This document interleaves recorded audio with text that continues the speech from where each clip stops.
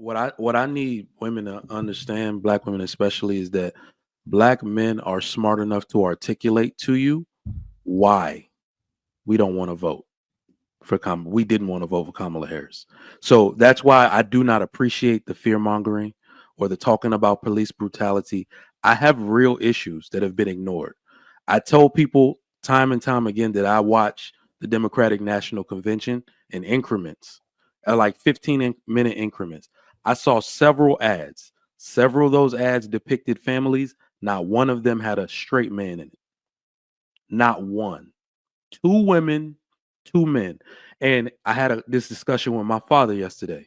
I said, Dad, they got to get off that LGBT stuff because every time I see two men kissing, I automatically am not involved.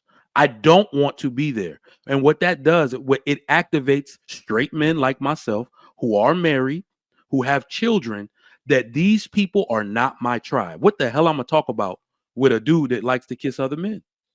I have to go find men like me, men that prefer the order of man, woman, child.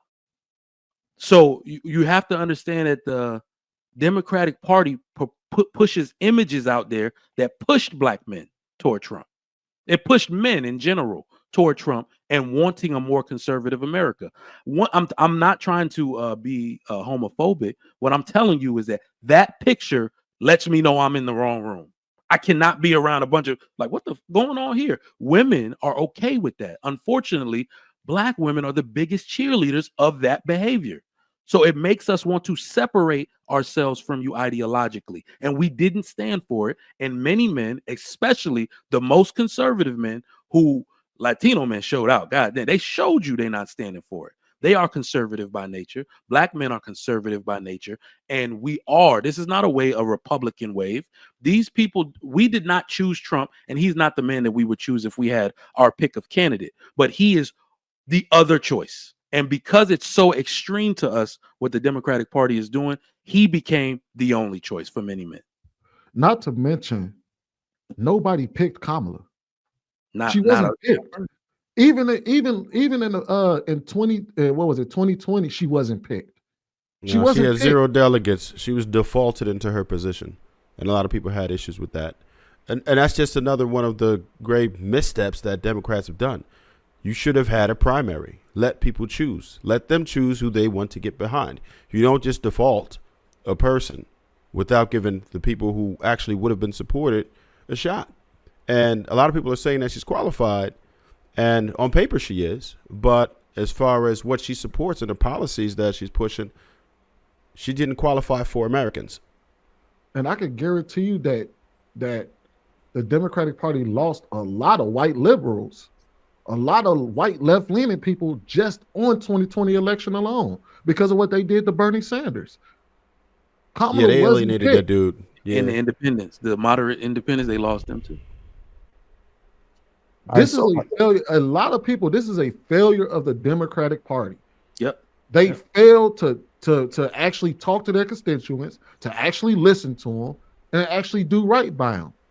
And people responded. It has nothing, just like I'm sure that in the next election, there's going to be a lot of women that's going to have a lot to say. And I'm sure y'all going to make y'all voices heard. That's what happened here. We were largely ignored, and we made our voices heard. Unfortunately, it's not going to be enough. I have a question for the panel. Since you guys are so opposed to Kamala's stance on the economy, what is it that you love about Trump's stance on the economy? Awesome that you asked that. Can I go first? Awesome that you asked that. I'm a disabled veteran. Okay. Trump was excellent for disabled vets.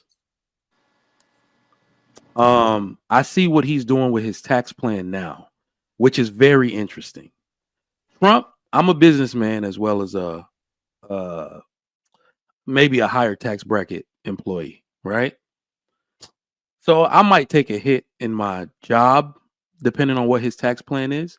But y'all heard that he wants to take away all taxes on tips, right?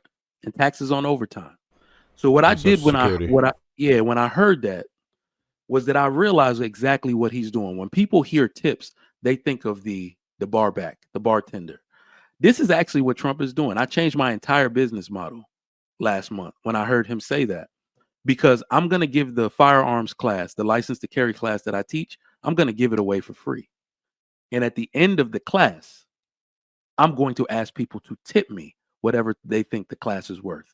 And I will go from having to pay about 35% tax on the 1099 money I make to zero. So these are the loopholes that people like him create that I can take advantage of. I am a very hardworking man. I'm going to just say this real quick.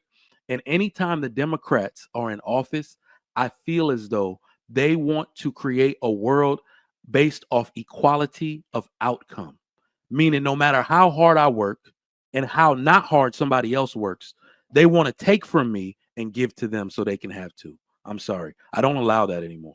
If you have as much, I'm sorry, the only people that should have as much as me is the people that work as hard as me. And I just became that way. Okay, so I'm not in full agreement with what Trigger Mike just said, but it's a difference of opinion when it comes to this. So speaking for, this isn't my specific situation, but I see the overall reach and impact on Black families in the Black community. In Chicago, they just brought in all of these illegal migrants, right? And what ended up happening was displacement of the Black families and people that were in those homes. They drove the rent up due to this influx of people having subsidized rent that was guaranteed, and then they started pushing people from Chicago out. Now, those people who were in those jobs on the South and West Side, they were low wage or low skilled workers. By bringing in these illegals, you created a workforce that largely outbid and underbid an actual low wage work, a low skilled worker. So you remove the ability for them to earn money or have a legit job by bringing in this workforce. And by granting them amnesty, you will therefore legalize and permanently cement that. So it financially is not beneficial for Black men, families, or a community to be displaced and then have a workforce that'll come in and work for much cheaper. It just, and they say they contribute to the economy. A lot of times they get paid under the table. So how are they contributing tax-wise? The people at Home Depot don't fill out no tax forms. The people that come in and do moving jobs, they don't fill out tax forms. The people that cut grass, do landscaping, they're not filling out tax forms. Construction dudes. I Can I add to that real quick? The migrants thing. What people don't understand is that the migrants aren't just adults. They have school-age children. So in all of the cities, the sanctuary cities, New York, Chicago, Houston, all these places where they tend to be displaced, these kids have to go to school.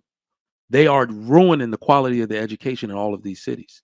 The ones that are in Queens, where my mother-in-law lives, they don't know these children's families, so they're worried about their children while they're with them in school. And when these children don't have or they haven't eaten, they become violent towards the other children that are in school. These are the things that Kamala Harris never spoke about. She never wanted to be pressed on the topic, and that Donald Trump and J.D. Vance were talking about ad nauseum. Speaking of the kids, Trigger Mike, you know that Chicago is the measles epicenter. Damn. We in North America, we haven't had a measles outbreak in. These things just affect us negatively, bro.